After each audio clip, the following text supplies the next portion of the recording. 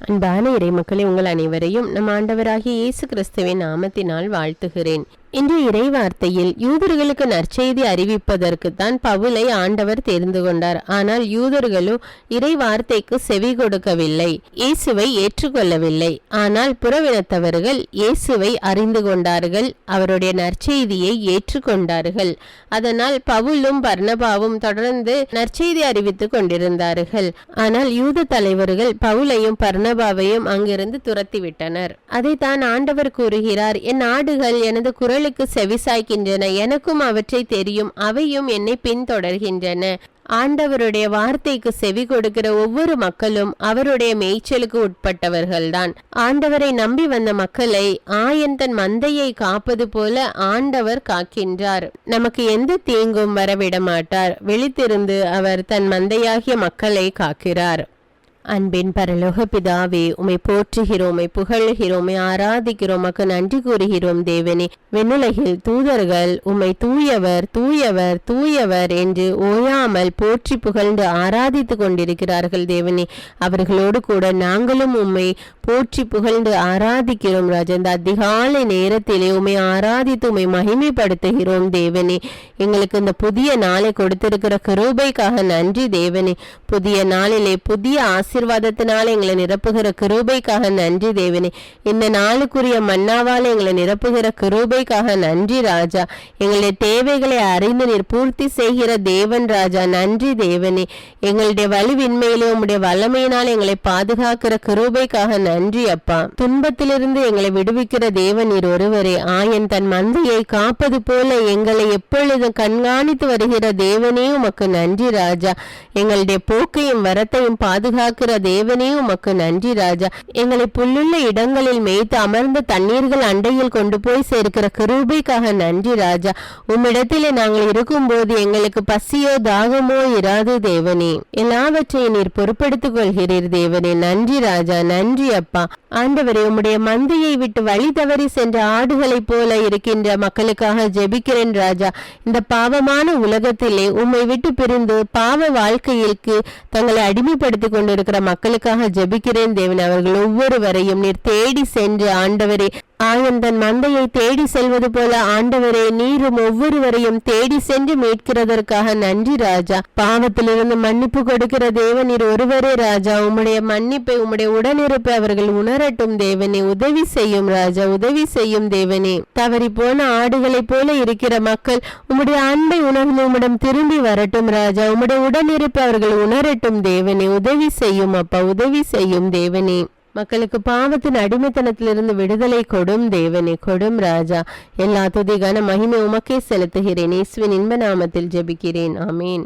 முதல் வாசகம் திருத்தூதர் பணிகள் நூலிலிருந்து வாசகம். அதிகாரம் 13, இறைவார்த்தைகள் 14 மற்றும் 43 முதல் 52.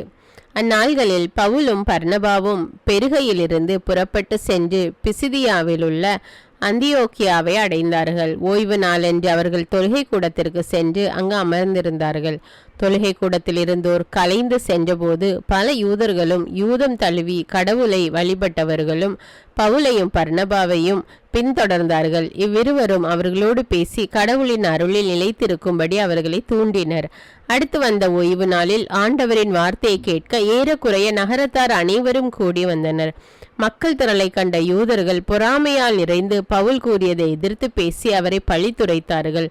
பவுலும் பர்னபாவும் துணிவுடன் கடவுளின் வார்த்தையை உங்களுக்குத்தான் முதலில் அறிவிக்க வேண்டியிருந்தது, ஆனால் நீங்கள் அதனை உதறி தள்ளி நிலைவாழ்வுக்கு தகுதியற்றவர்கள் என்று உங்களுக்கு நீங்களே தீர்ப்பளித்துக் கொண்டீர்கள். எனவே நாங்கள் பிற இனத்தாரிடம் செல்லுகிறோம். ஏனென்றால் உலகம் முழுவதும் என் மீட்பை அடைவதற்கு நான் உன்னை வேற்றினத்தாருக்கு ஒளியாக ஏற்படுத்துவேன் என்று ஆண்டவர் எங்களுக்கு கட்டளையிட்டுள்ளார் என்று எடுத்து கூறினார்கள். இதை கேட்ட பிற இனத்தார் மகிழ்ச்சி அடைந்தனர். ஆண்டவரின் வார்த்தையை போற்றி புகழ்ந்தனர். நிலை வாழ்வுக்காக குறிக்கப்பட்டோர் அனைவரும் நம்பிக்கை கொண்டனர். அப்பகுதி எங்கும் ஆண்டவரின் வார்த்தை பரவியது. ஆனால் யூதர்கள் கடவுளை வழிபட்டு வந்த மதிப்புக்குரிய பெண்களையும் நகரின் முதன்மை குடிமக்களையும் தூண்டிவிட்டு பவுலையும் பர்னபாவையும் இன்னலுக்குள்ளாக்கி அவர்களை தங்களது நாட்டிலிருந்து துரத்திவிட்டார்கள். அவர்கள் தங்கள் கால்களில் படிந்திருந்த தூசியை அவர்களுக்கு எதிராக உதறிவிட்டு இக்கோனியாவுக்கு சென்றார்கள். சீடர்களோ தூய ஆவியால் ஆட்கொள்ளப்பட்டு மகிழ்ச்சியில் திளைத்திருந்தார்கள். இது ஆண்டவரின் அருள்வாக்கு. இறைவனுக்கு நன்றி. இரண்டாம் வாசகம். திருத்தூதர் யோவான் எழுதிய திருவழிபாட்டிலிருந்து வாசகம். அதிகாரம் 7, இறைவார்த்தைகள் 9 மற்றும் 14 முதல் 17.